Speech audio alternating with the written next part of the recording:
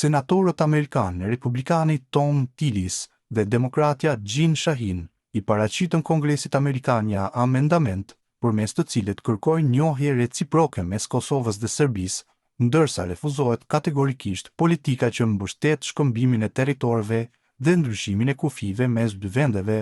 Shtetet e Bashkuara duhet të vazhdojnë të mbështesin një marrëveshje përfundimtare gjithëpërfshirëse midis Kosovës dhe Serbisë, të bazuar në njohje reciproke, nënvizohet në amendamentin në fjalë. Teksti mban datën 6 shtator, pra përpara se SBA të pezullonte dialogun e planifikuar strategjik me Kosovën, por u bë publik tani. Ai bën po ashtu thirrje e qeverisë amerikane që të vendosë dialog strategjik me të dyja vendet, pasi ato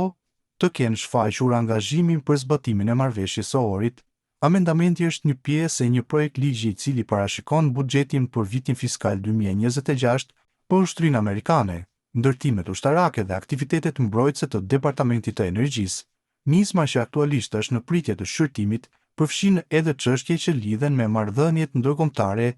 ndërmjet të Kosovës dhe Serbisë dhe pozicionin e Shteteve të Bashkuara për Ballkanin Perëndimor, që në hyrje të amendamentit, dy senatorët thonë se vendet e Ballkanit Perëndimor përbojnë një rajon pluralist dhe multietnik në zemër të Europës, i cili është vendimtar për paqen, stabilitetin dhe mirëqenien e këtij kontinenti.